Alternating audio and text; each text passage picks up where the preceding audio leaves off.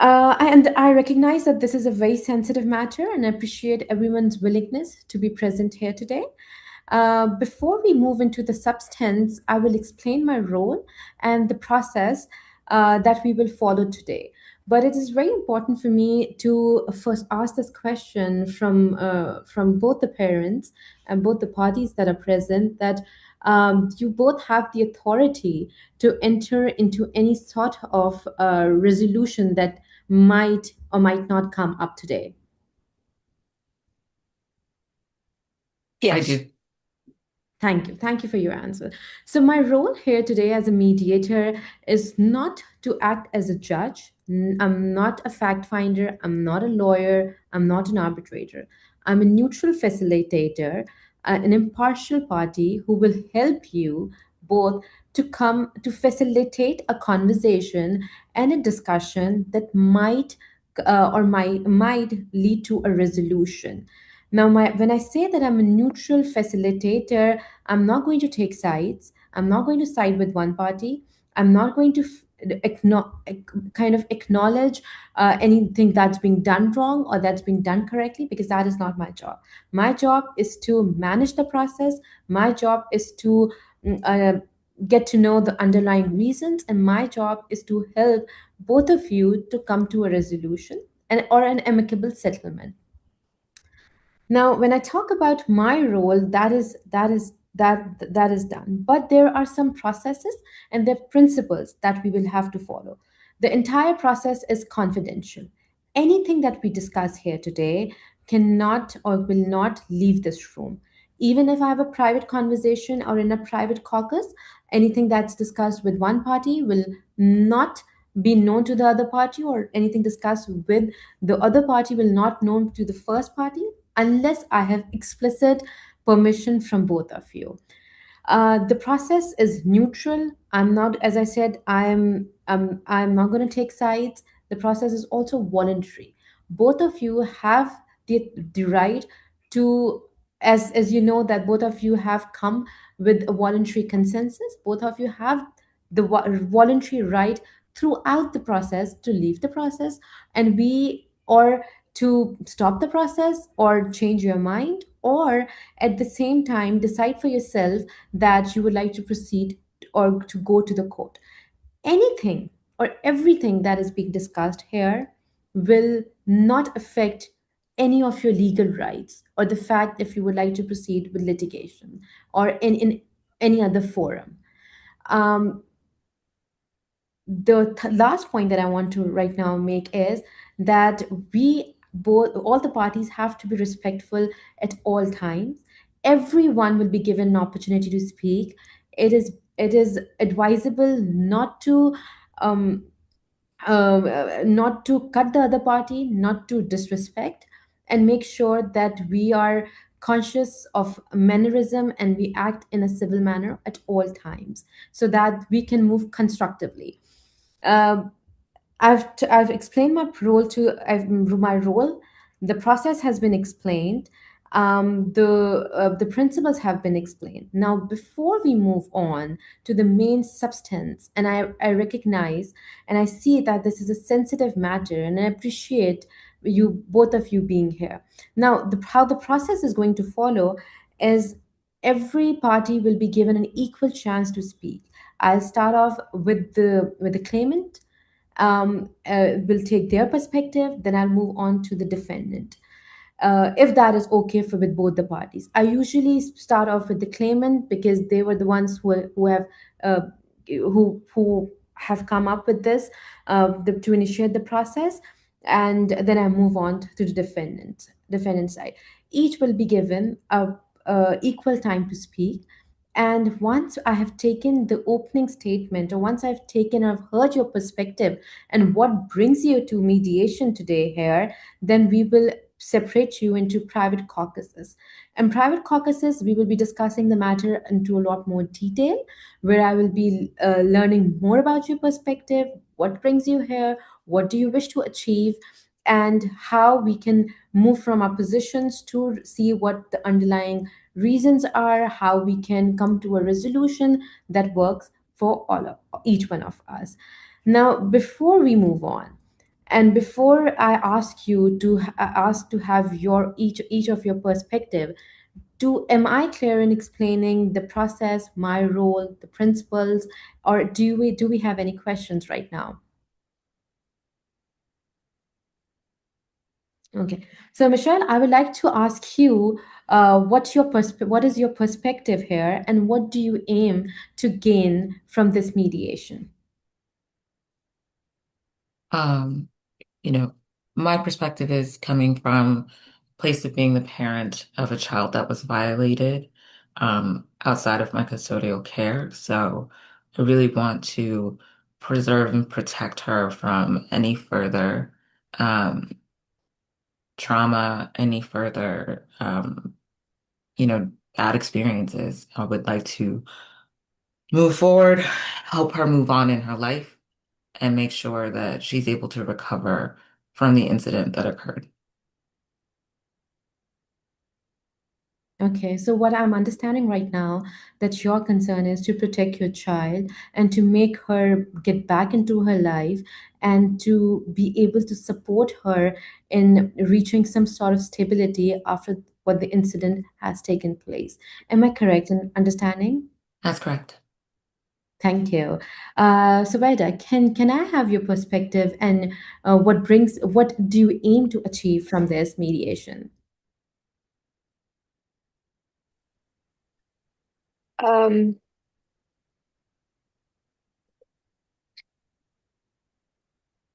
this is a very difficult situation, and my prime hope is to reach an amicable settlement in which um, really both our kids can move forward with their lives. And as Miss Davis has said, put the trauma behind them. There are many issues here. The the facts of the case are hazy, to put it mildly. There has been no uh, uh, there's been no conclusive evidence that a violation by our son took place. The charges were not were not brought for lack of evidence, and we're more than a little disturbed by the fact that the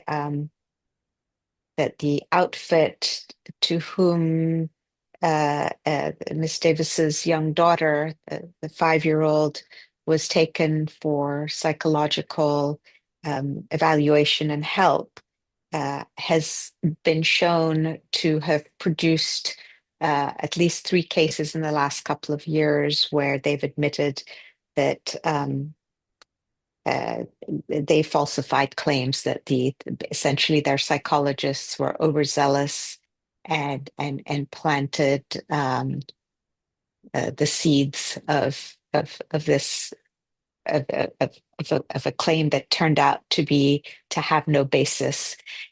And so we too very much would like to move past this, to avoid further trauma. Our son is a bright young man. He is doing really great in school and has his whole life ahead of him. So we want to make sure that he too, like Miss Davis's young daughter, is able to move on with his life and to recover from whatever the the situation is. Right. Thank you, So I'll Subeda. just leave it that. Yeah, so sorry, I had to interject because, as I say, that I will be giving each one of you equal opportunity, and we can go into details. Considering the sensitivity of the issue, we will go into private caucuses.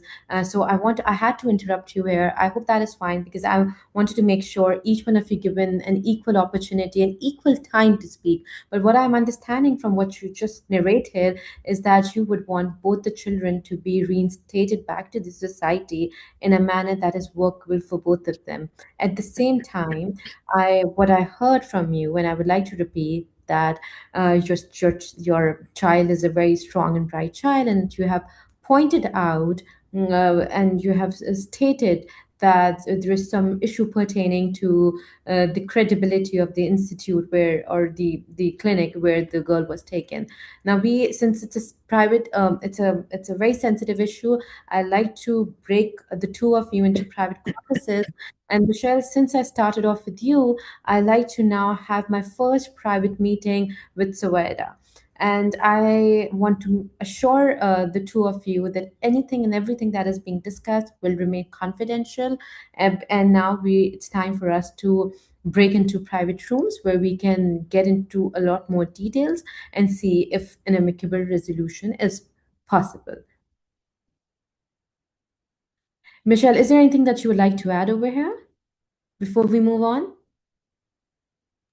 I'm a little You're frustrated by the characterization of what's happened here. So I guess before we start speaking to each other offline, I really want to say that I feel like that presentation of facts was a real misrepresentation of what's happened, the harm that my daughter's experienced, and the trauma that my family's been through. So, you know, if we're going to have this process go anywhere, besides trial, I would just like to hear respect for what my daughter's been through. Of course, it seems like that you feel very strongly about what your daughter has been, and you would want to have some sort of amicable solution or some sort of resolution that works in your favor. And this is exactly what we are here for. And for me to initiate the process and to get to the substance of the process and to see if we can get into amicable resolution as part of the process, it is important that I speak to both of you separately. Does that answer your question and satisfy anything that might be causing some sort of anxiousness? Let's go. I don't want to do this. I don't want to be here. I don't want to keep living in this moment. So let's talk. Thank you. I understand. And now we would like to break into private caucuses. First, I will speak to Soweda, and the amount of time that's given to her will be given to you, the exact amount of time. And if in case I end up giving more time to Soweda, I will be mindful of giving the exact same time to you. Thank you. So, Suveda, we have had our first joint meeting where you came up with when you shared your perspective with me. And before we start off our private caucus, I would like to reiterate and I'd like to reinstate that anything and everything that we discuss over here, it will stay confidential till the time you ask me to share it with the other party, or till the time we reach to a point where I ask you if I can share it with the other party. So confidentiality is the bottom line of all the conversation that we're going to have.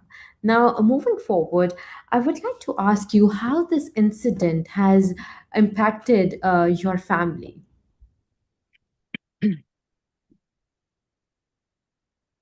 Well, honestly, we are confused and befuddled. As I said in the joint session, there is a lot of confusion. There's a lot of haziness.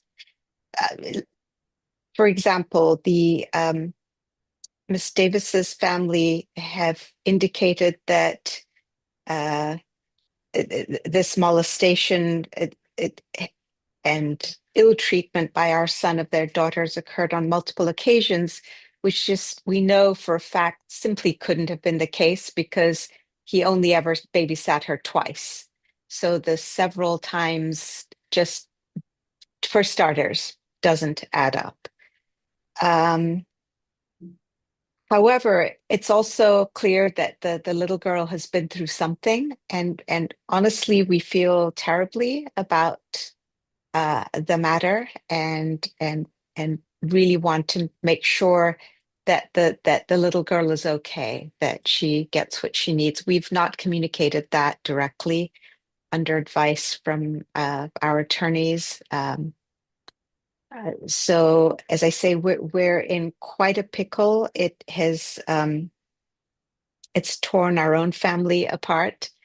And our son is very distressed. He is a very good student. He has a very bright future. Um, we really don't know what to do. If he needs counseling, if if he was a little rough with the child or used words that were harsh, then we would want to have that taken care of. We're not monsters. The case was given to the local district attorney who refused to bring the case to trial for lack of evidence. So I say things are hazy, things are confusing for us as well as the parents. We're not really sure where things stand. And then there's the complicating factor and the really troubling factor that this group of psychologists has been demonstrated in the last couple of years to have brought at least three false claims that we know about that they've already admitted to. Who knows what other claims? We don't know whether our son's case is one of those that will be demonstrated in the future to have been one of these. So we're between a rock and a hard place, where we're not really sure where to go with this. So that's on that matter. I don't know if I um, sense a lot of distress in your voice and how you're explaining and how you're so concerned about your child's well-being and you want him out of it.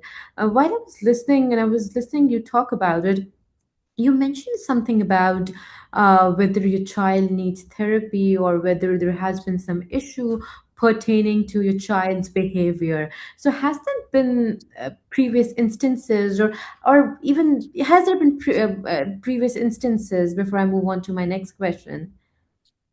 absolutely nothing that we're aware of. That's what Mhm. that's what's causing the distress is that we have had absolutely no indication ever of of any sort of inappropriate behavior on his part.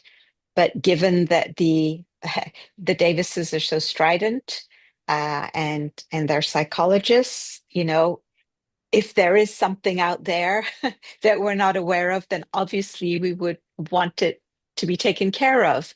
But that's part of what is so frustrating here is that there is no tangible evidence. There is the attorneys haven't been, the prosecutors not been able to come up with anything. We just have the views of a group of psychologists that have been shown to have been discredited. And yet, it seems clear that this child has suffered trauma, and so it is very concerning. Not at all clear, where the trauma comes from, but we would love to know, and we would be very open to, sending our son for counseling, um, if it turns out that that is something that would be beneficial. But at this point, we're up the creek without a paddle in some sense. There's also the truth that we are the Davises have been asking for a lot of money, which we simply don't have, and our insurance company it can only cover a certain amount of money to settle, and beyond that, we would be dipping into savings. And even then, we wouldn't get anywhere near to what the Davises are asking for. So that's another cause of distress. So it's really ripped our lives apart as well. And the it, as I say, is so undefinable and hazy. We're not even sure what the it is, other than clearly a child has suffered trauma, um, and our son is being accused. Yeah, I understand there is a lot of uncertainty as to what is being said and what has actually happened, and this is the root cause of being distressed. But for the purposes, Savita, but for the purposes of this mediation, I would want you to for this particular session, let's keep aside everything what has been said by the by the law enforcement agencies or by the psychologists. But I want to, based on that, I want to ask you a few questions. How is your relationship with your son? What kind of relationship do you share with him? We have a very good, close relationship with our son. Um, just, I assume, like other parents do, we have not had particular difficulties. And when you say that you didn't have particular difficulties or you have a very good relationship, can you help me understand more about how do you define a good relationship? We talk. As far as we know, he's very open with us. We have never had any cause for concern in the past, either by as a result of complaints by other people. There's never been any whiff of trouble. Um, we've not noticed any strange behavior on his part. I mean, I don't really know how else to. He's 14. Obviously, um, he's going through his pre well teenager years, but early in his teen years. But it has not displayed any behavior that has been a cause for concern for us. So you mentioned that he's a pre-teenager, and I'm sure that is the age when puberty hits. So how close has he been to you or your husband, discussing issues that usually pre-teenagers usually discuss, and how has that evolved? Um, well, we had the usual conversation with him about the birds and the bees, and we're not aware uh, uh, of whether he's been sexually active or not. He's not mentioned any girlfriends. Um, so there's really been, as I say, no cause for concern. He's it all seems fairly normal to us. And has this incident impacted your relationship with him or with your partner? Well, internally, I can speak as parents, you know, it's raised concerns. We are so worried because we really don't understand what's going on here. Um, Mhm. as I said before, if there is something that needs to be dealt with, then we would be more than happy for him to go to counseling, as you know, as long as he was comfortable with and was able to participate in choosing the counselor that he wants. Um, as you can imagine, another thing that is, and I should mention this, is really important for us is that this matter remain confidential. We're eager to resolve it amicably because this is our son's reputation at stake here. Given that there's so much haziness around this, given that nothing is cut and dried, um, it would be truly unfair uh, for his reputation to go down the tubes on the basis of, as we have come to understand it, a shady diagnosis by a group of psychologists who are clearly not credible. Mm. So that's something I think that you should know that is really, really, really important to us here. Um, So the importance of your child's reputation is the child's reputation is also important to you, and that is also something which you think, which I can sense you feel is on being is at stake. Um, did you have a conversation with as a family? Like, did you gel in and have had a conversation about to what actually happened or about all the allegations that have been levied on your child? With your child and with your partner, like as a family gathering, did something come up? Well, we talked to him about it, and he did not say that anything happened, and he was clearly very uncomfortable about the whole conversation, as one might imagine a 14-year-old would be. I mean, after all, these folks are our neighbors, and he was babysitting this young girl whom we all adore. Uh, and we've made it clear to him, obviously, that such behavior would be completely unacceptable and not tolerated, and he knows that.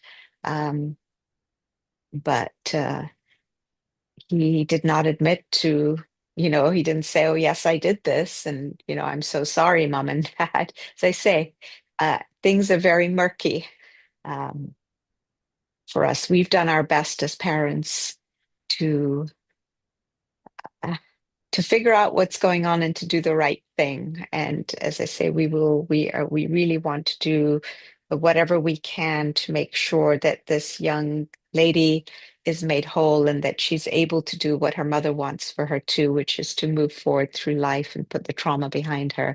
So we're really here in good faith to try to Okay. resolve this matter.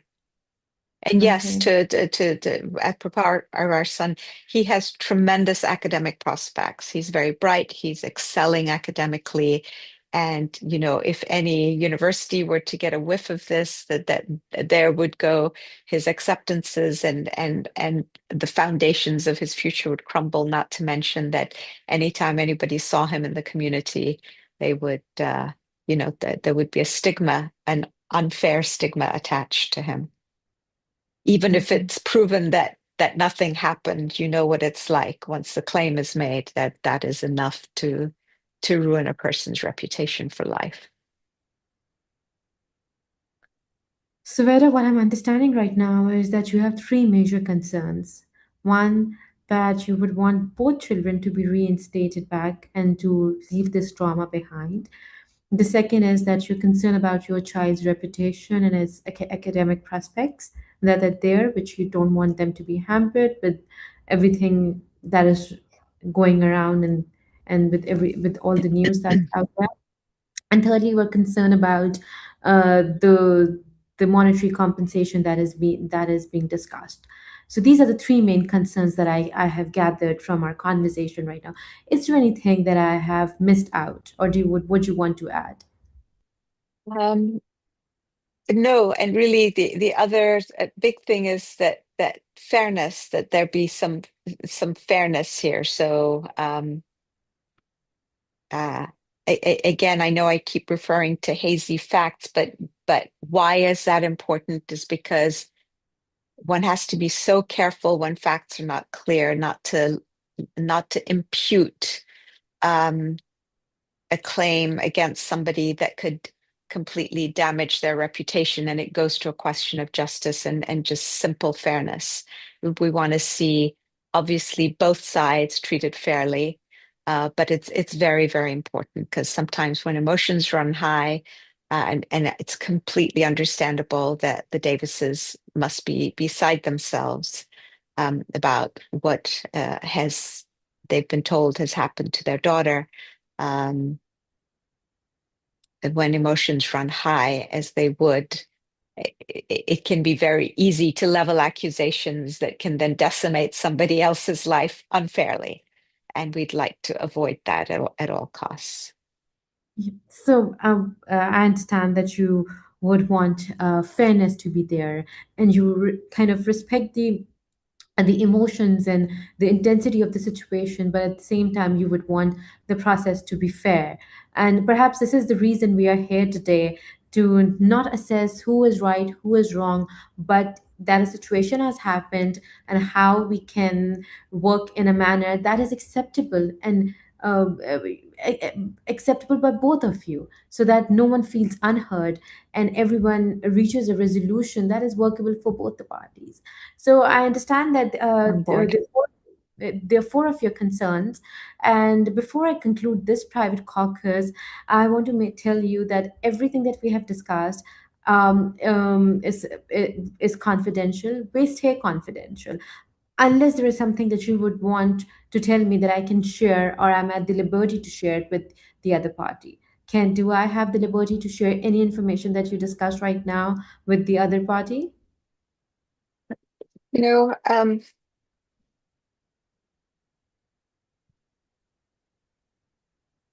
You are under no pressure. If you want to keep it yes, I confidential, mean, at this stage, it might be useful to hear what the other party has to say.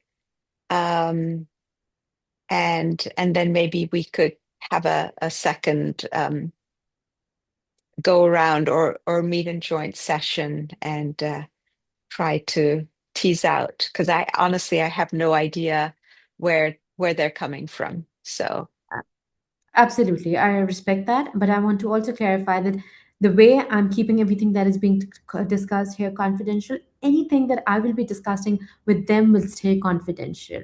absolutely Unless understood. unless I have explicit permission with them. Before I leave this room, Subeda, want to. You mentioned something about the monetary concerns that you have. What is the ballpark figure that they have given, and why is that not workable? We'll come and discuss this, but I want you to have some sort of brainstorming about this while I go and discuss the issue with and have their perspective on with this issue. Do I have your permission to leave this room? Yes, you do. Yes, thank you. Thank you.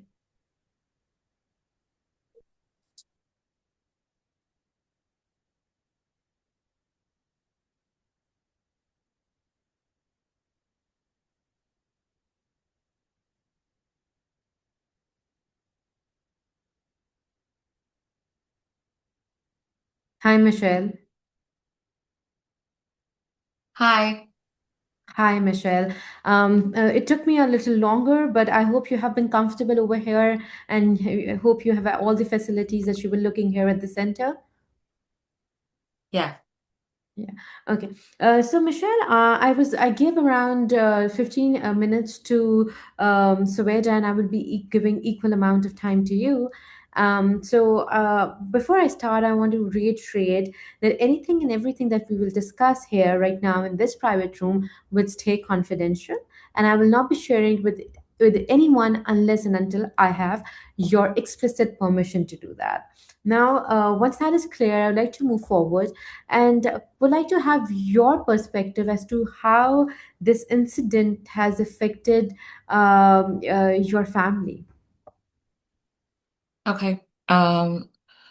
So, I trusted I trusted them. We were neighbors, and I'm a working mom, and I would leave my daughter in their custodial care sometimes. I knew they had an older boy, um, but I had a lot of trust, and I feel like that trust was mislaid. Their son engaged in inappropriate contact and touching with my daughter for a pretty extended period of time.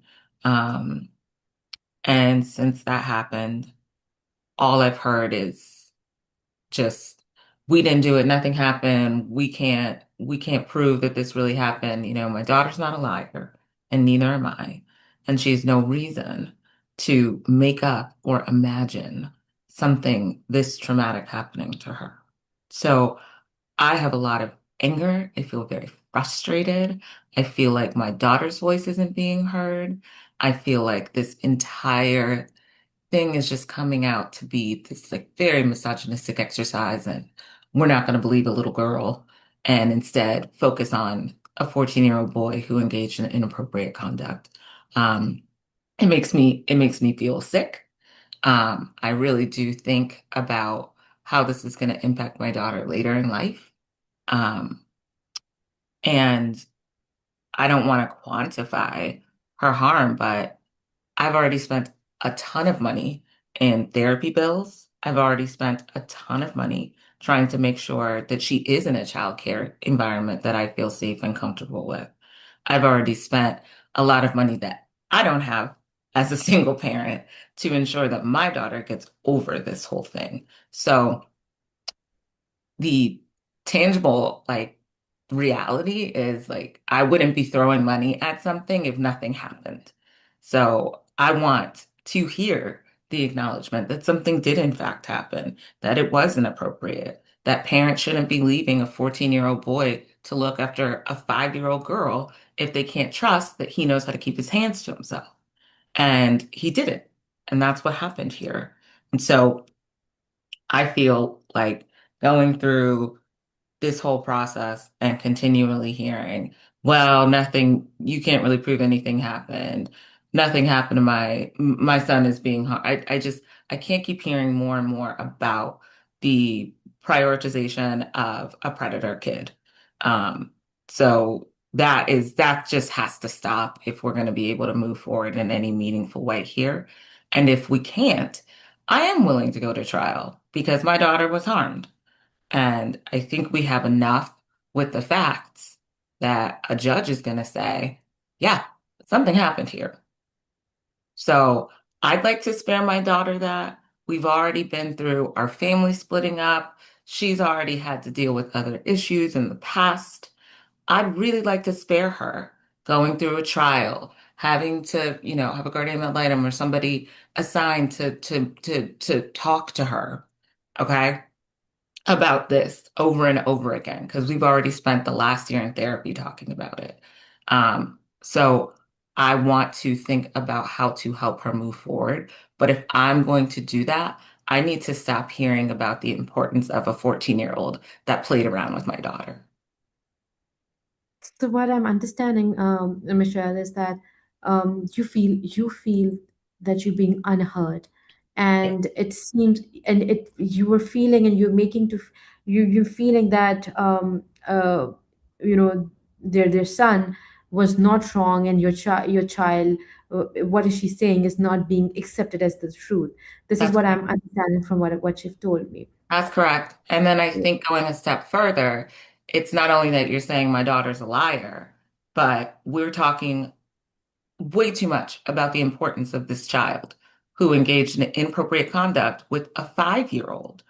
Like, she's 5, right? We want to preserve her innocence and her childhood as long as we can. And he took that away from her by engaging in inappropriate conduct with her.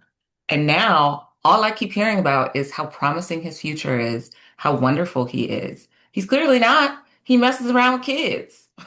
So I don't know why I have to keep listening to a narrative about a kid who engages in predatory, inappropriate conduct with small children and robs them of their innocence. And I don't I know can why I have to quantify the harm there. I have my therapy bills. They've seen it. We've done a little bit of discovery and back and forth. He hasn't been in therapy. My daughter has. I can sense a lot of strong emotions over here, Michelle. And but I would like to ask you, before you've been neighbors for some time. How did you know the kid? How was he as a kid, and before he started babysitting your daughter? Honestly, I always thought he was a little rambunctious, a little wild, but I'm a girl mom, so boys are different. I obviously trusted his parents enough to be custodial guardians to my child when I'm at work, right? So I was never under the impression that it was just the big kid watching all the other kids. That was never made clear to me. That only came out after all of this started to happen. So I always trusted my neighbors because they're adults. And I thought that they were going to be watching my daughter. That's not what happened. They let their son, who's always been a little wild, watch my kid to the detriment of my daughter, right? So I know that we were neighbors for a long time and we clearly had a relationship that was cool enough that I trusted them to watch my daughter. But that's done. That's fractured, that's done. And every time I keep hearing about their son over my daughter, it feels even more and more done, right? So right now, what I want to do is be able to walk away with some measure of restoration. Like like I said, I've been paying for therapy bills. I've been paying for all these different kind of therapeutic services for my daughter, right? I have her doing music therapy. I have her doing talk therapy. I have her doing all kinds of things to make sure that she remains mentally stable and sound. That's going to be something that's going to continue through her childhood so that she makes okay choices when she's an adult. So this is an ongoing burden that I will have. So when I keep getting these low-balling numbers, I just feel like there's just too many games being played. I'm the one that's ultimately going to have to pay for everything and deal with this forever. And I just don't feel respected and heard. And I don't feel So like my you daughter's being respected. Okay. Now, so what you're saying, what you're telling me is that you're feeling there's a lot of mistrust. That's what you feel. That you're not being, your daughter and her words and your emotions are not being acknowledged. Mhm. And you also feel that the child is given a lot more priority, and you feel that your daughter is being sidelined. I understand. I understand the intensity of the situation and where you're coming. But you mentioned something about the bills, the restorative bills, and the amounts that you have incurred. Can you tell me a bit more about it? So I would, I think where we are right now, I did a request for $350,000, understanding and Mm-hmm. appreciating that we are going to have to keep having her in therapy. The therapy bills are like 220 each session. We're getting to a place where we're spacing them out more, but that's a $500 expense. That's a hit every month.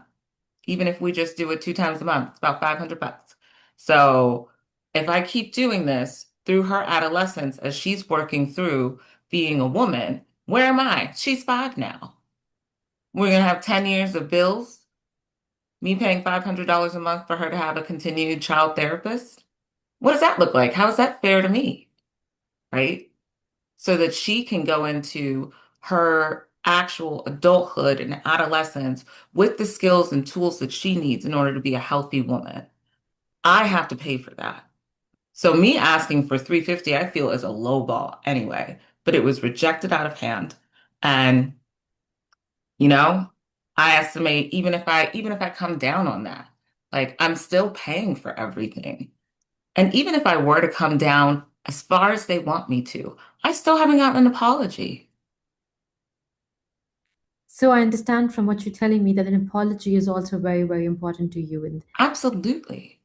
okay, so you mentioned 350, and you told me that was rejected. So I wanted to ask, is that an opening position, or are you flexible with the amount? I'm flexible with the amount because I realize that what I need to do right now as a parent is make sure that my daughter is taken care of.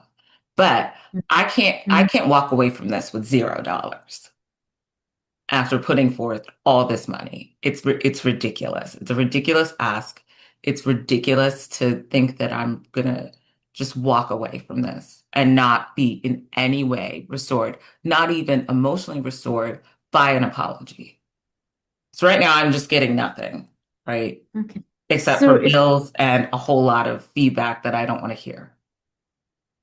Okay, thank you, Michelle. What I'm understanding right now is that you're open to negotiate 350, and this is just an opening position for you.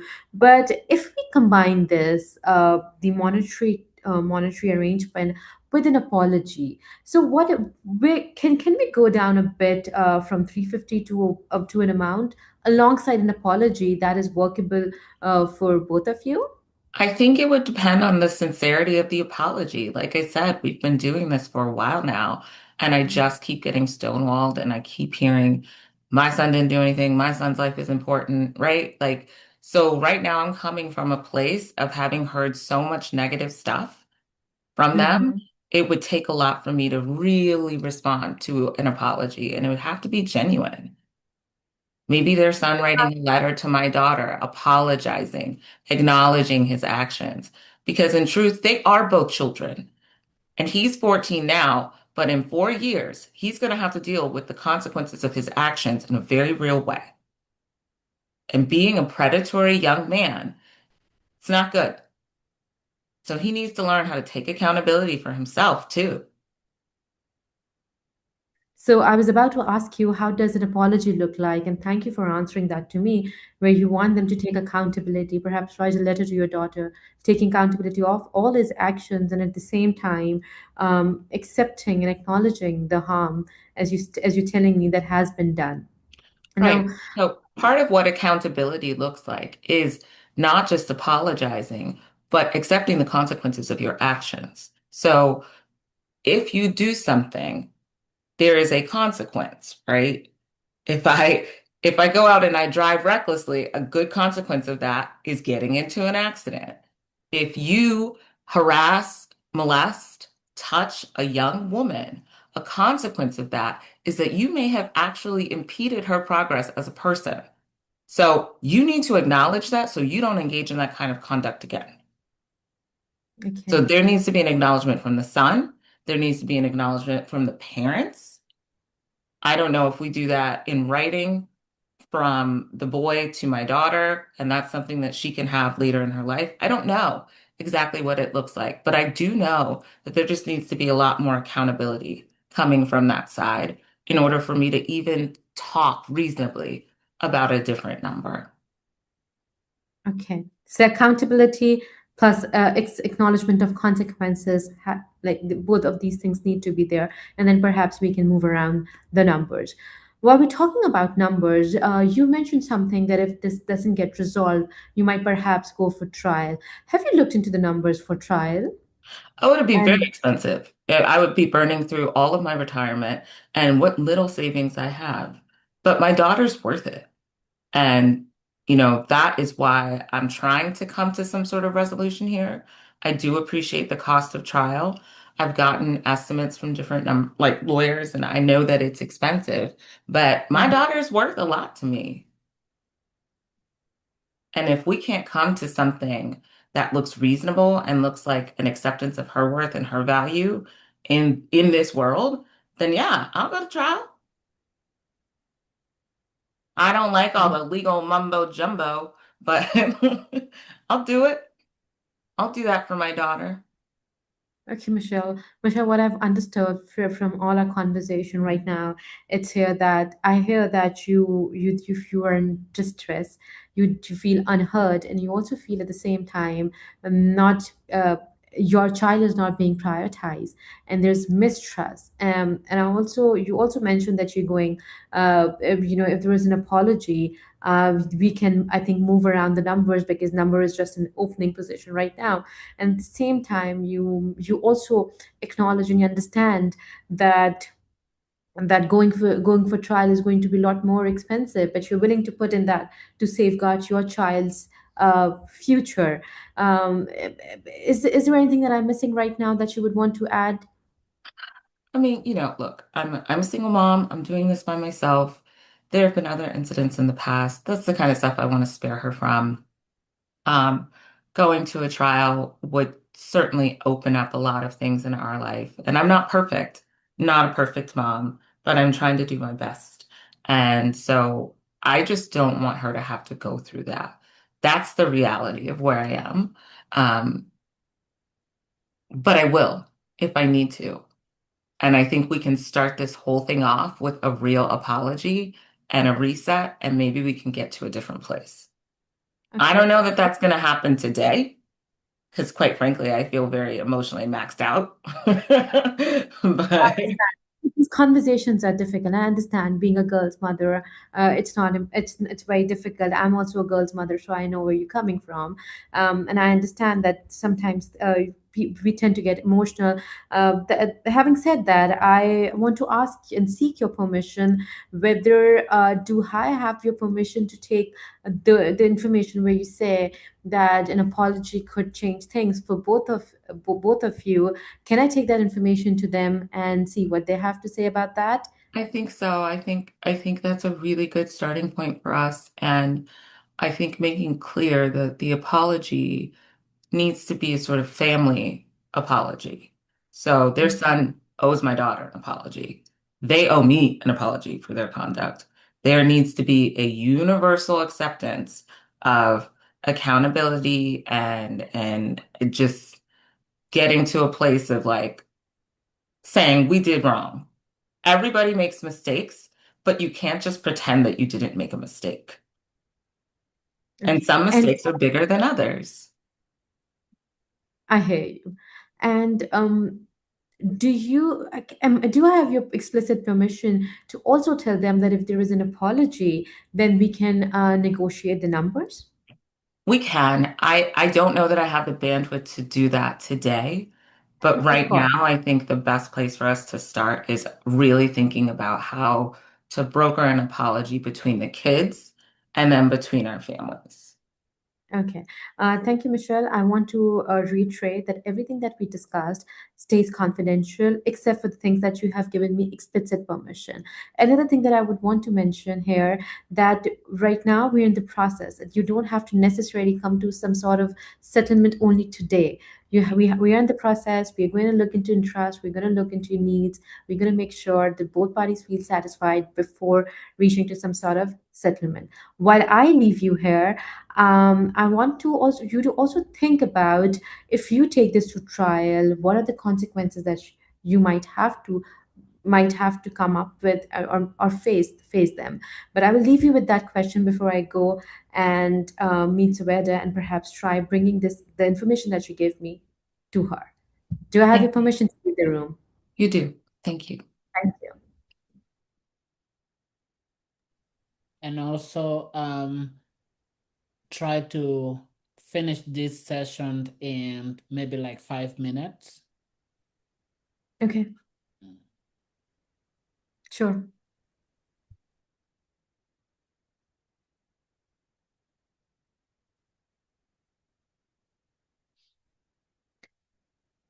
Saveda, hi. Hi, Saveda. Hi. How was your time? Hi, how are you feeling right now? Okay, all right. I'm curious to know what, if anything, are we in private caucus again? We are in private caucus again, and I Okay. was about to start, but I just wanted to start off because when I left you, you were feeling a little distressed. So I wanted to start off by asking, are you feeling better right now?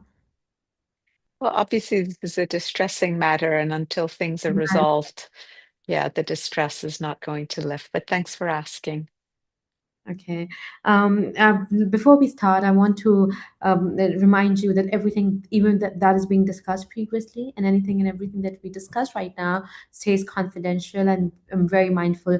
Confidentiality is the principle, or is the baseline of mediation. So I want you to be very sure, and I also want to reiterate that anything that we discuss is confidential. Now, I left you with some thinking to do. Have you gotten some time to think about the numbers that we were discussing? Well, the look, uh, our insurance company is um, is willing to pay, and they've made it very clear.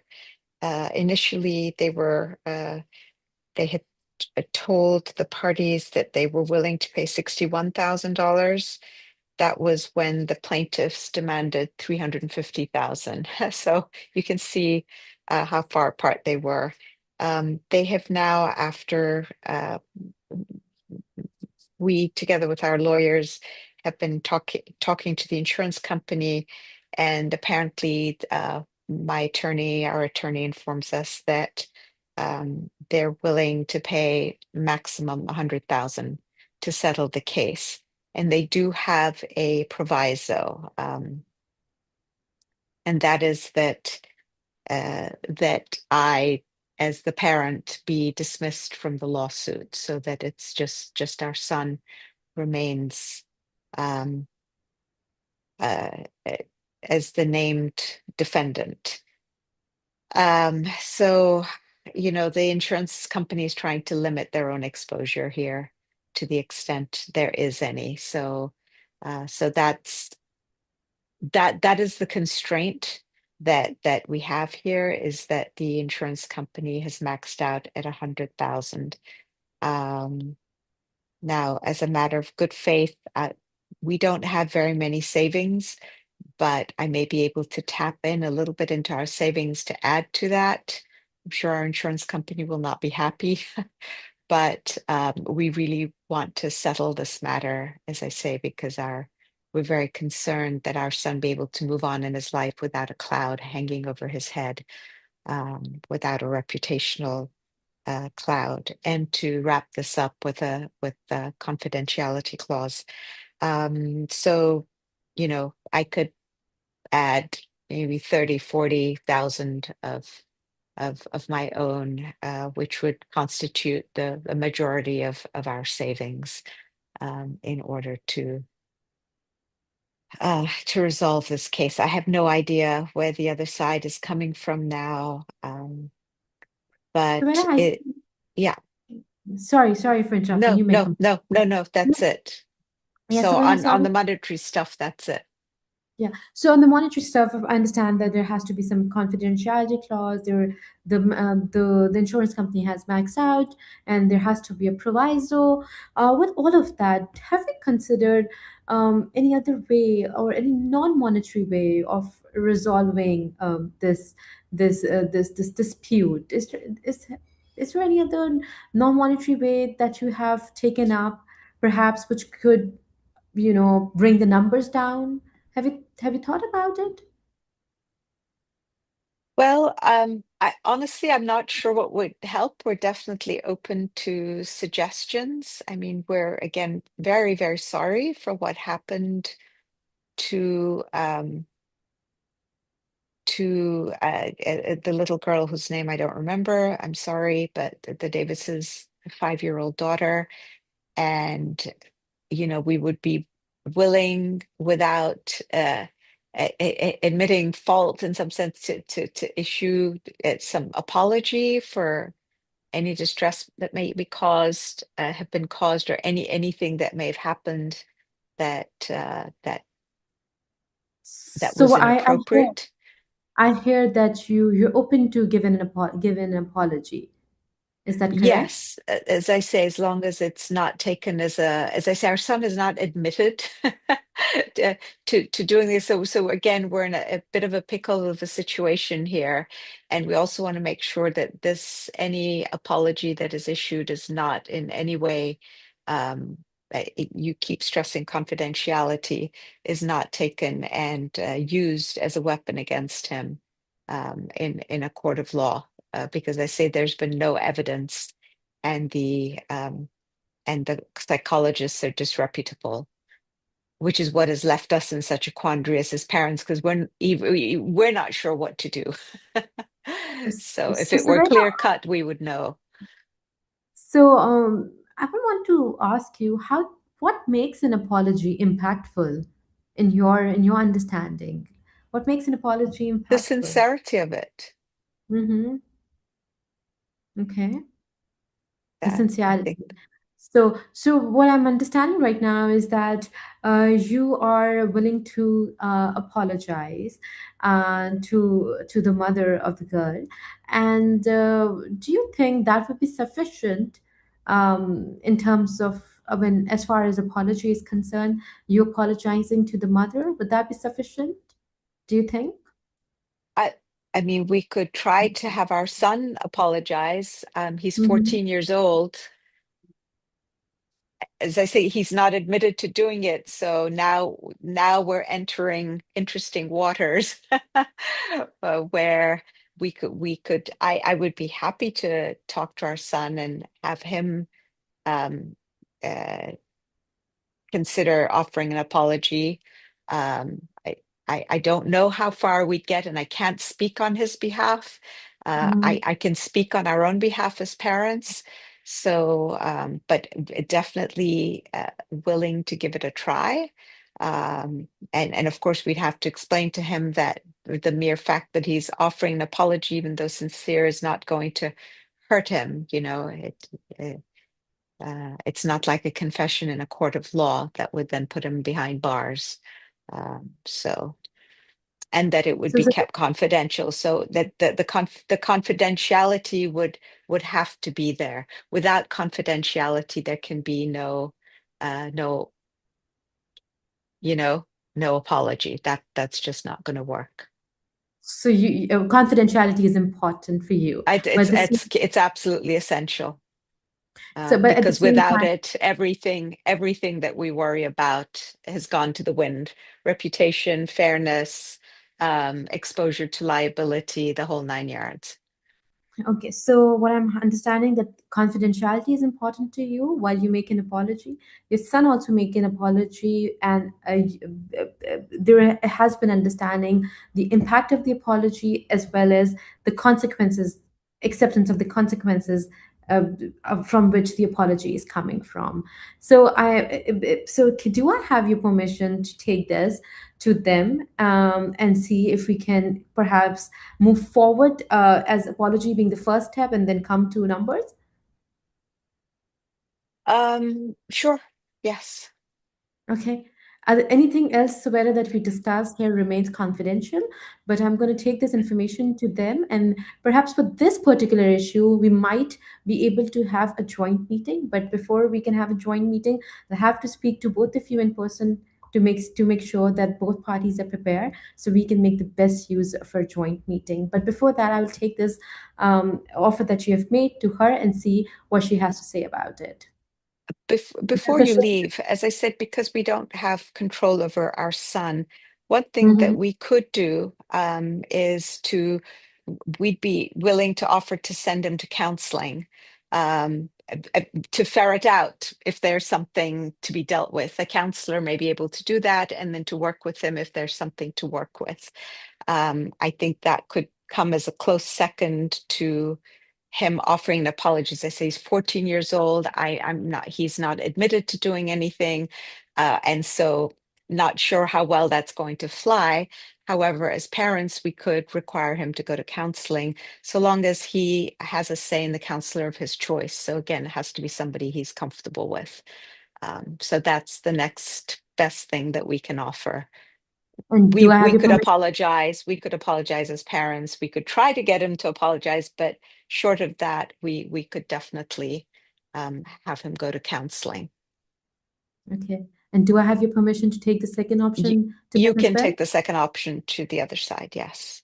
All right. Rest assured, everything else that we discussed remain confidential. Thank Sounds good. you. Thanks.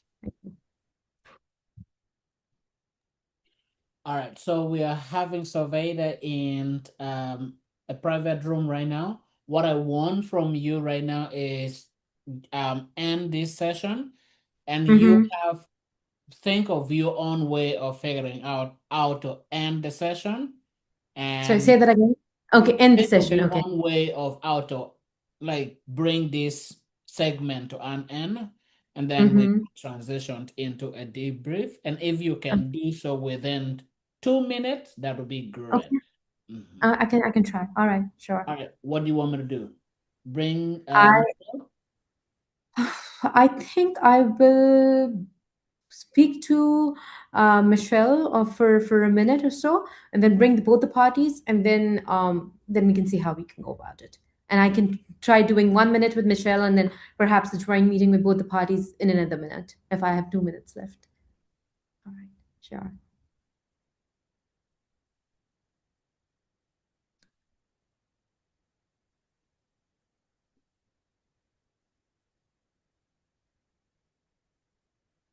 Hi, Michelle. You're mute. Hi, can you hear me now? I can hear you. Michelle, the fact that we are a little short on time right now, but I have some interesting news for you. So I was just try wrapping it up. And again, I would have to be, I'm very particular about confidentiality. So I'm only bringing in the information that I have been asked to share. So the parents, they're open to giving an apology for today because that's what you said could work. They can also try talking to their son for an apology. And because since he's a teenager, they would try their best if he can give an apology and then perhaps, take the accountability of the consequences. Well, these are the two things they have agreed with a caveat, which is that if the child does not take accountability, make an apology to your daughter, they are happy to send him to a counselor, maybe where he can be counseled on that. So, are you ready to sit with Savera on this one particular issue right now? And we can talk about the monetary terms and monetary compensation in our upcoming session. I can do that. Okay, okay. Thank you, Michelle.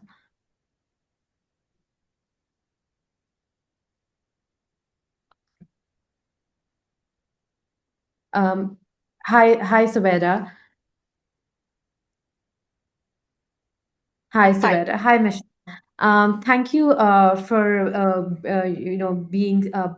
being very constructive throughout the process today, and helping me facilitate the process and manage the process.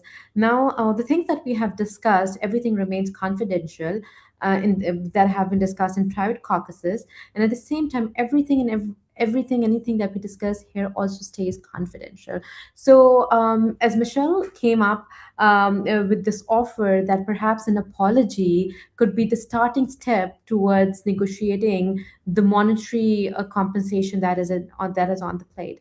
And as Savera, you have to uh, agreed to agree for an apology from your end, like as parents, and at the same time talking to your child to issue an apology and also take accountability of the consequences, provided that it remains confidential. And if that does not work, you have also kind of put this offer up that you will be taking him to a counselor, so perhaps he understands the importance of his actions and his consequences. So right now, are we agreeing to apology being the first step in the process? Yes, we are. I mean, I want to say to Miss Davis that we are truly torn up about what has happened to your daughter, and we want to do everything within our power, that is reasonably within our power, to help to her to overcome the trauma and to move forward with her life, and to for all of you to move forward. While we have control of our own apology, I just want to make sure that although we will try our best to get our son to offer an apology, as I said, he has not admitted anything, so we don't know. We have no control over. We can't force him to make an apology. Let's just put it bluntly. However, we can send him to counseling. So even if he is not in a place as a 14-year-old boy to offer an apology, um, uh, we would definitely be willing to send him to counseling, as I say, so long as he also gets a say and finds a counselor that he could work with. But there has to be chemistry there. He has to be involved in the choice, so that things can be ferreted out. We find ourselves in a very awkward position because we're not just trying to kick dust up in the air. Things are still, they're just hazy for us. We just really don't understand how we got here or what has actually happened, because there's so many facts that are cancel each other out. But we come in good faith.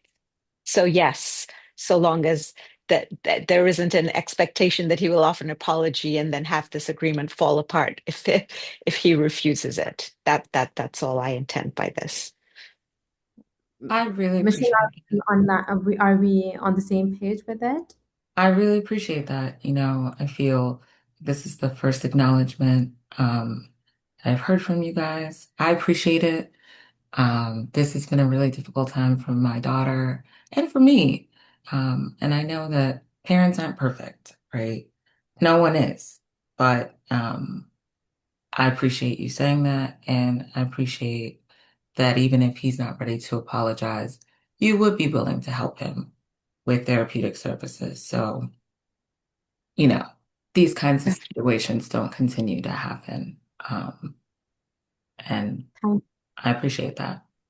Thank you, Michelle. Thank you, Savera. We can have apology as we can put this on paper as an agreement, and perhaps this signing of the agreement can be the first step towards our upcoming mediation session, where we can detail discuss the compensatory scenario that is also part of this mediation. But for now, I will ask my associate to have the agreement ready, and we can perhaps have it signed until and then communicate the next date of mediation with the two of you. There was I just want to be clear that there was this all apologies and the counseling, all of it was conditional on this being confidential. That has to be part of the agreement too. Because also it's yes, I'm sure that the mediators conveyed to you, Ms. Davis, that we also have worries for our child and his future, and you know that the reputational damage that any child can suffer. He's 14, he will be applying to colleges and so on. And while if he needs help, we'd like to see him get help and we'd like to offer the apology, we also have to limit our exposure, given that he's not admitted it and things are, they're not clear cut. So So, I'm a parent too. This isn't necessarily the kind of information that I want out and about regarding my daughter. So I right. completely understand confidentiality and the importance of it here. Okay. So we're on the same page there. Wonderful. Rest Okay. So as assured, long as that's also included in this initial part of the agreement, then we're all set. rest assured this will be part of the agreement. Thank you, both of you. Thank you. All right. Well, thank you very much. Hi, Francis. Hi. Lurking Now in the we can background. Right? Tried to make that as realistic as possible. You're always good at that, Michelle. Both of Well, I you have a little kid. You guys all know way too much about family structure. So I was like, both of you played a really good role, and Thank and that was the like when I was actually assigning this role, that was the image I had in mind of how can we get people that can let's make bring things Michelle do along. it. She's nuts about her kid. Yeah. All Um, right. Uh, all right. So I know that we are running late on time, but I want us to transition into our debrief right now. And since we are shooting two birds with one stone, we're gonna have with the mediator, go in and have our own reflection on, how do you feel right now, considering that the session is done? What you think, what? I felt comfortable doing this during the session. Have question on ABCD. Okay, so thank you for giving me this opportunity, and thank you everyone for being here today and taking out the time from your busy schedule. I had a good time doing it. The parties were cooperative. I have been in mock mediations where the parties were not cooperating. So, I mean, thank you, Michelle, and thank you, Sawaida, for being cooperative and helping me come to a resolution. I think I was able to take care of all the principles and the role and the process, but I do think that I should have avoided using the words that this is an opening statement, or perhaps this is I've taken your statement, all of these words, because in real life mediations we avoid using these words to not make it complicated, and to make the process keep the process easy for the parties, because they are not going to the courts, and there is a reason they're coming for mediation, to feel at home or see that there's some sort of conversation going on rather than not being in the courts. So this is one thing that I did it, and I instantly was able to make sense of, like, remind myself that I shouldn't be doing it.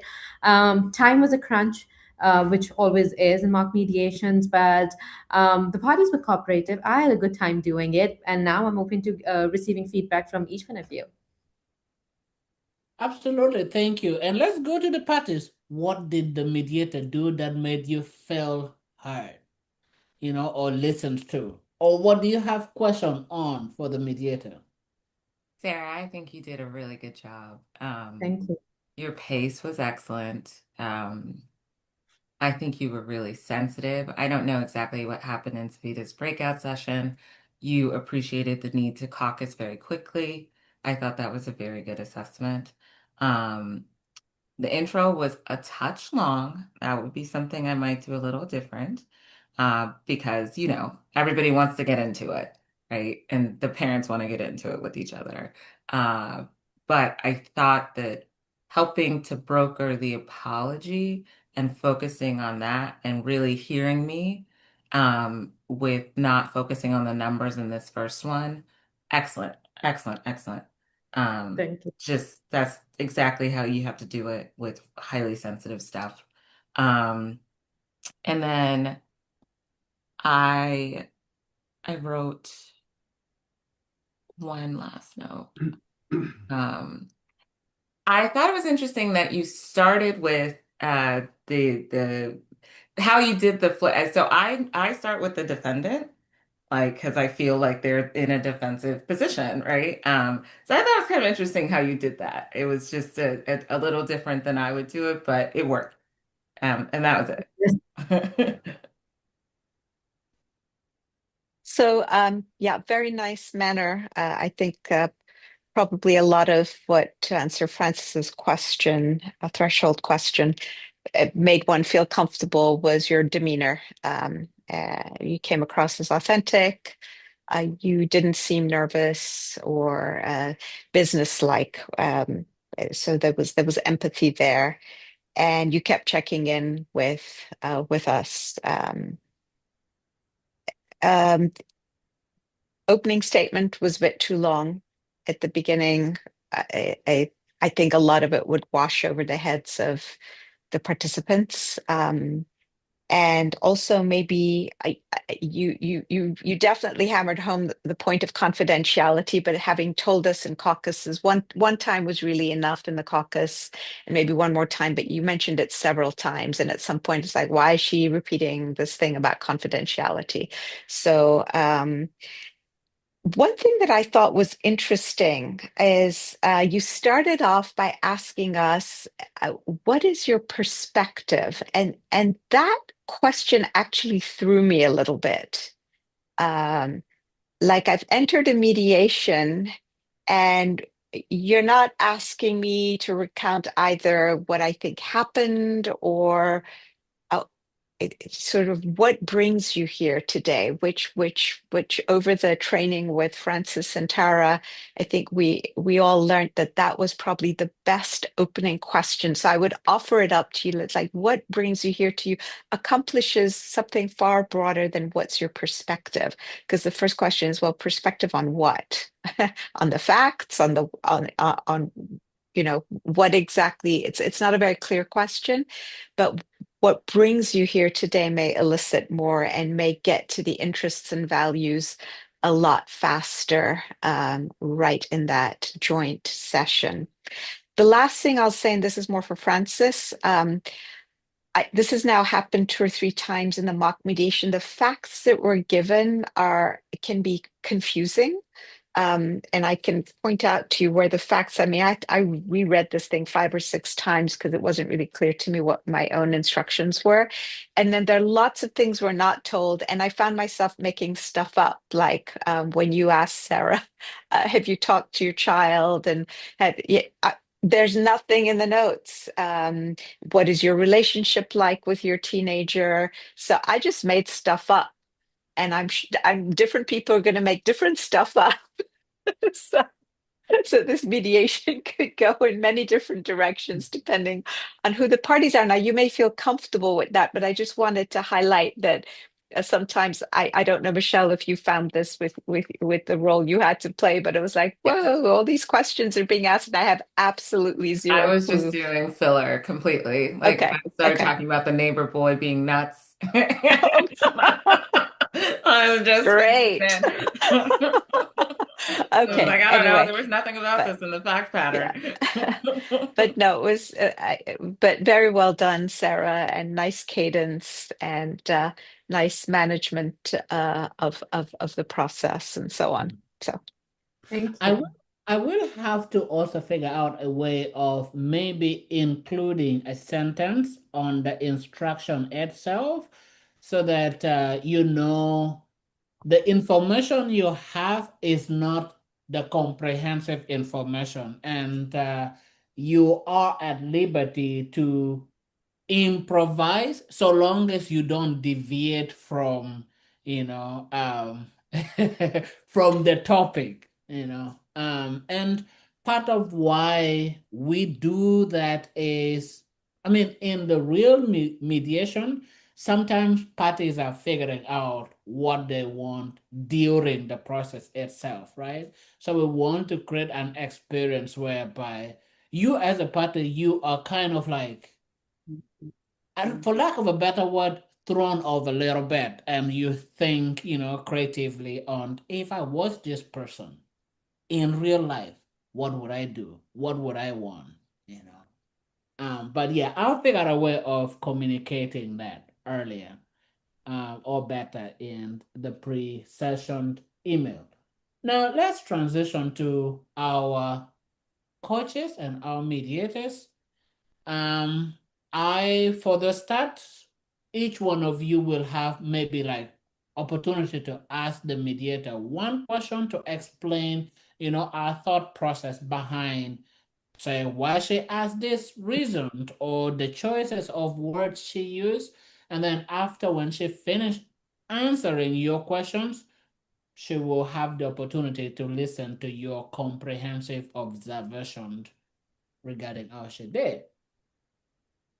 Let's start with, actually, Dylan, you want to go first?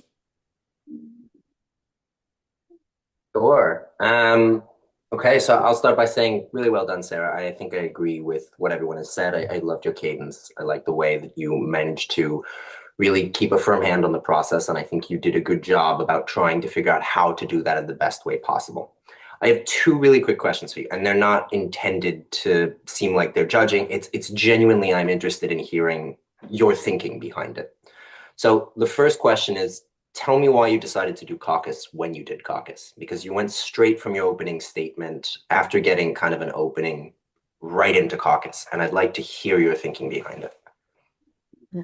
So the reason I did is because I could see Saveda getting a little emotional, and at the same time, she was bringing up a lot of facts.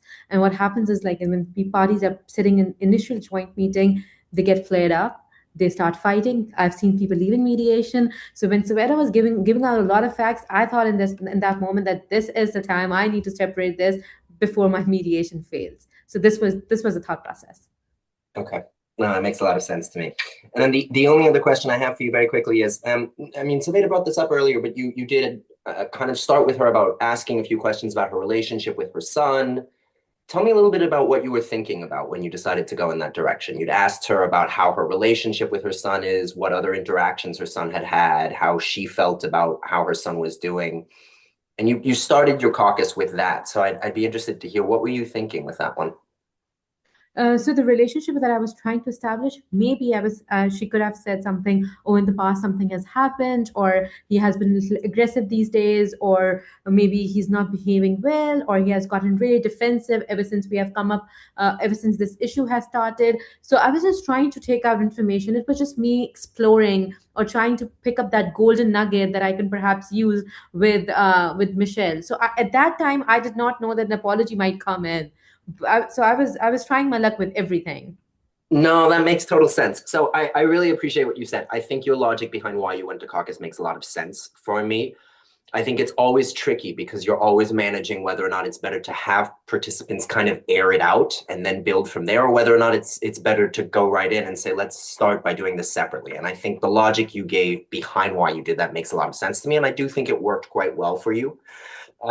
I think with Savida, the one thing, and I'd be interested to hear how you felt, Savida, and experiencing this. One thing that I kind of noticed was be careful about seeming too much like you're doing fact finding. And I think there's a really keen balance, and you did a really good job of managing it, but you don't want to go over to the point that you make a party feel like you're trying to find something to point at, because that can lead parties to feel like you are interrogating them. And you did a really good job balancing that, but I just say be very careful with doing it. I think what everyone has said about the opening, I agree with. Be careful of too much legal jargon. I think you really wanted to present a lot of useful information. And I think There were moments in which, yes, you ended up repeating yourself, but you also used very specific terms that for parties who may not be used to this may feel like, oh my God, we're facing a lawyer.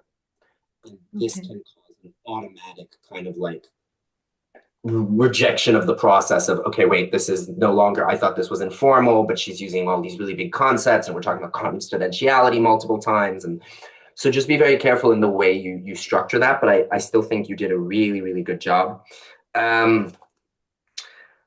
There is a word that you use a lot, that I use a lot, that I have to be really careful about, which is the word but.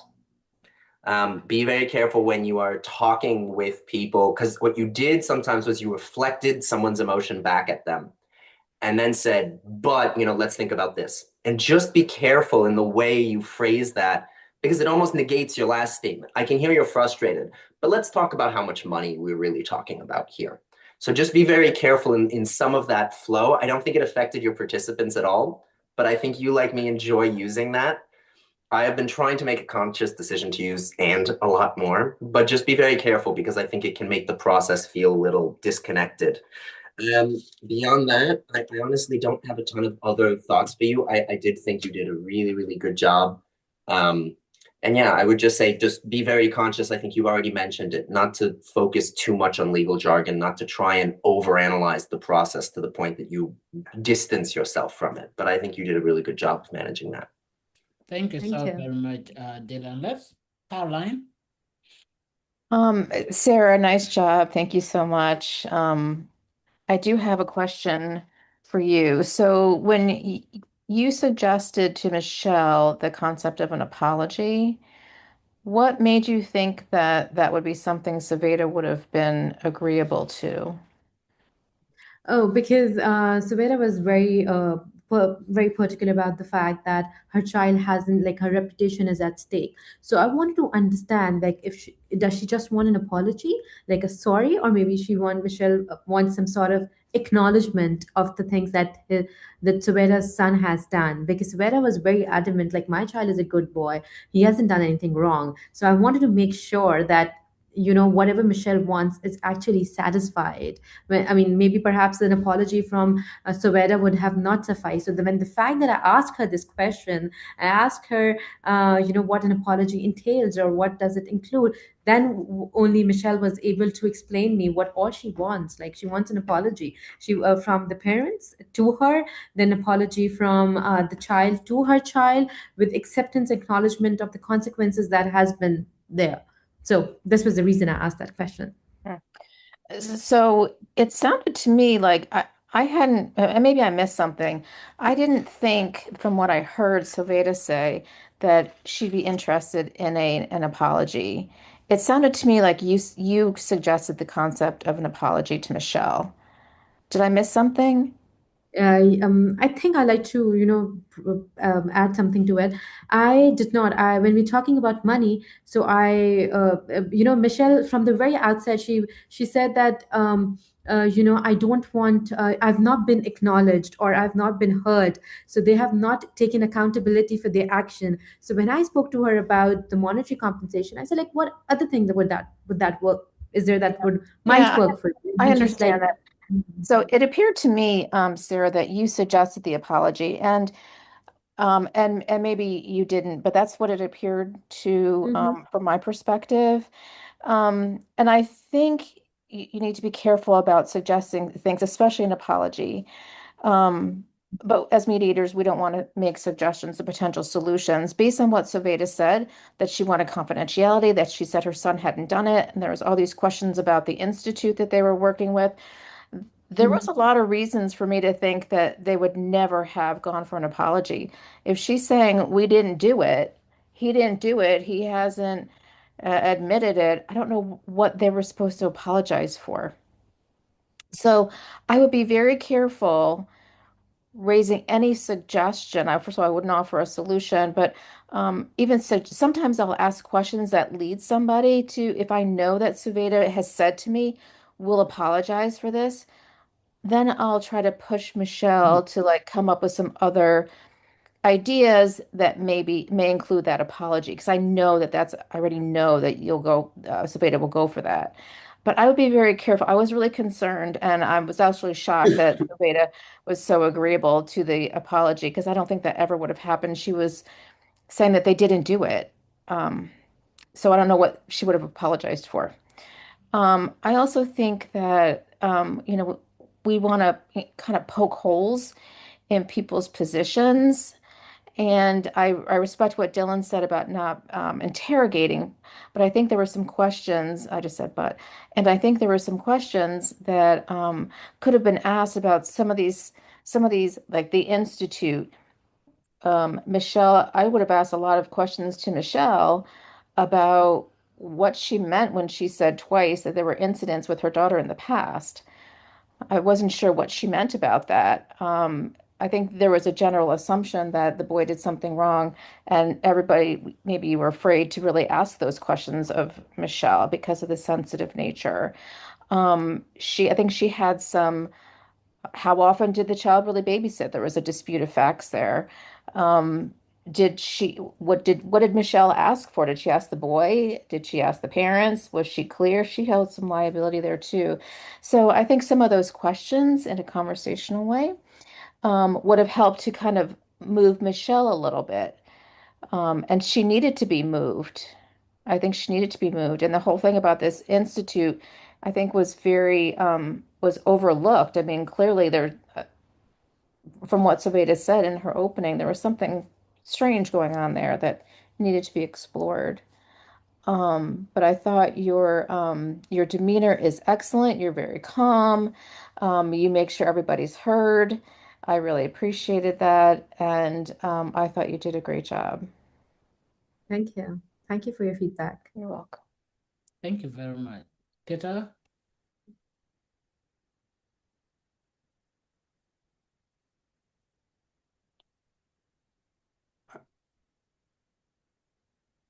I'm sorry, Francis. Who did you say?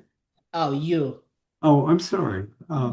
Ditto, as far as what everyone was saying. I thought you did a really great job.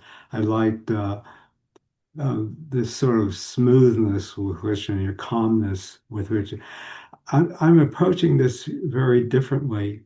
My whole academic career has been based on child and family relationships. And I've never,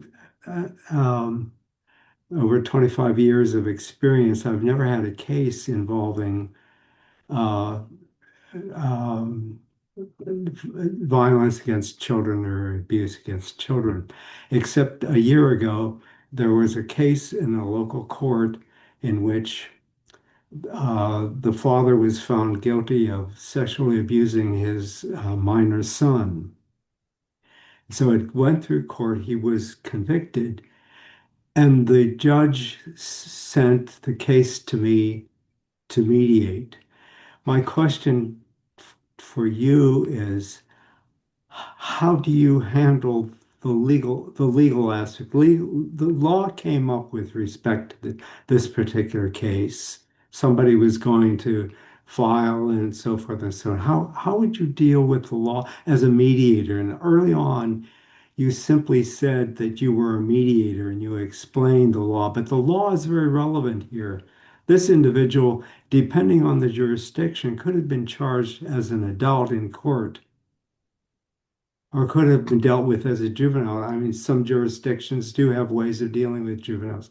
How would you deal with that as a mediator if that and the legal issue did come up? How would you deal with it? So, as far as I know, anything illegal cannot be a part of the contract, or anything in contradiction with the law cannot be a part of the contract. That your contract becomes null or void. Well, Yeah. what if the So parties had brought up the law? the parties have that would have been a very interesting situation, and I've never faced that. But perhaps in that situation, I would have, you know, mention that, I mean, this is what the law is, and if we move towards anything which is not in contradiction with the law, then perhaps that any settlement that we might reach might become questionable if it's in contradiction. So law had to be pointed out. That's what my understanding is. I mean, it's a very good question, and I'd like to hear your views on it. Can I So can I just step in and just to clarify something factually in this Mm-hmm. case? And I think I raised this that our son had been arrested, but the charges were dropped for lack of evidence. And I hammered home the point that there is no evidence that he did anything. So it's not that, so the legal stuff had already been dealt with in the sense of, at least on the criminal side. doesn't Um, mean that it will not come up again, and it doesn't mean that just because it was dismissed, that an attorney might say that it is. My point in this is that we as mediators always have to think about the law, and the guardrails suggest that we don't give legal advice. So my question was, how do you avoid giving legal advice in a case like this? If it were to come up, and it did come up. Hmm. Well, That's a I very interesting question. Yeah, Michelle, you want to add something?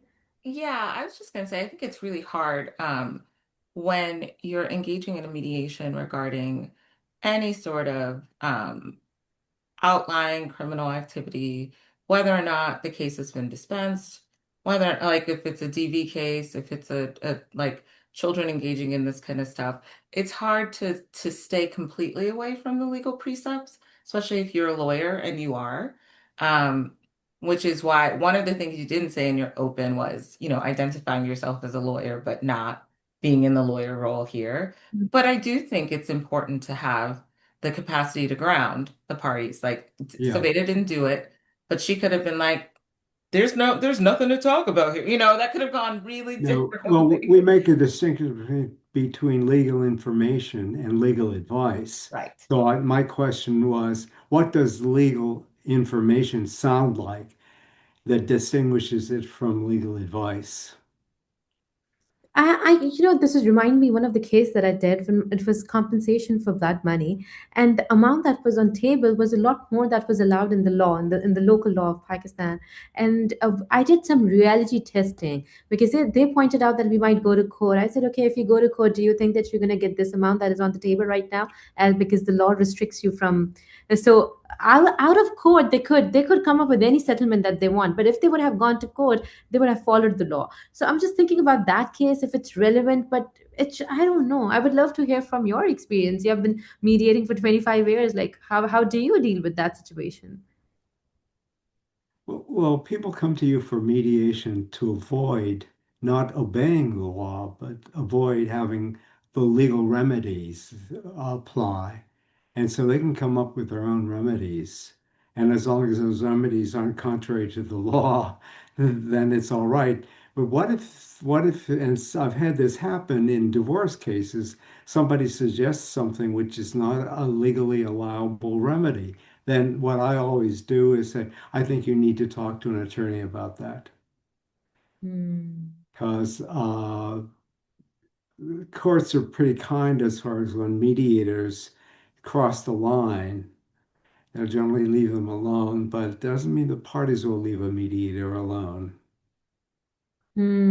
So I think what you're suggesting is that it's best to direct them towards their counsel if they come up with something which is contrary to the law. Right.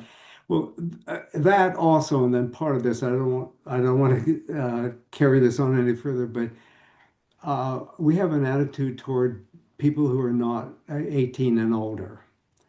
And that Hmm. often plays a role as to what is possible, what sort of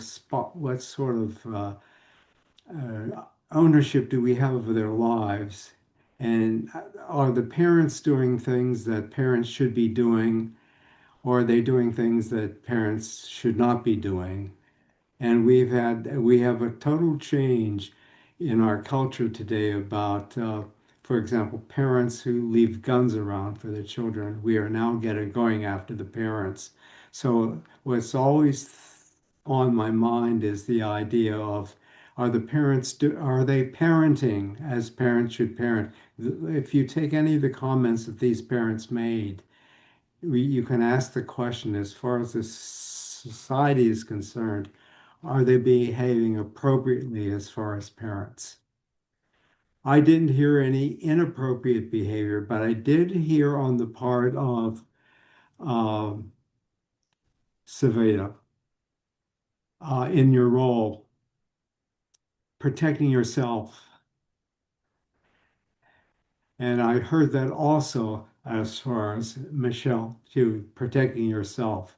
I can't afford. So when are you protecting your children and doing what you should be doing with respect to children? And when are you protecting yourselves? And it ended up with they're protecting their children both. And there was this change that I saw, at least in the way the parents approached it. They had crossed some border where you could see that they were doing good parenting. At least that's how I interpreted it. Dylan, your hand was up. No, I was going to repeat that something that Peter had already touched, which is as someone who is a mediator but not a lawyer. Also recognizing the degree to which it is okay to also tell parties, if you sense that parties are going into a legal place, to saying, is this something you feel you need to talk to your lawyer about? And do you need us to make time for that? I mean, if parties are really in the space where they are beginning to ask a lot of legal questions, you do not want to step in as the mediator and say, oh, well, let me give you legal advice, right? We can use it to test fact finding, but if a party is really getting into that headspace, we also have to recognize that there is a part of the process that may require saying, do you need to take a pause here to talk to the lawyer? Is that something that you feel would be really important to you? And understanding how to balance that. So I think Peter's already captured that. And I, as someone who is not a lawyer, I'm very keen sometimes of the fact that parties may wander into areas where I don't know. Fact checking, process testing, saying to them, if this is something you want to dive deeper into, this may need to be a conversation that you want to have with your lawyer. Yeah, in line with that, I always say that self-determination is one side of the coin. The other side of the coin is informed consent, right? And you cannot pursue one over the other. All of them have to go or walk hand in hand, right? Which is why even when parties reach an agreement during the mediation, the drafting of that agreement is a process, and oftentimes they say, take this agreement to your lawyer if you have a lawyer, have it evaluated, because whatever it is that is coming out of the mediation, you want that to be in accordance with what can be accepted and enforced outside of the mediation.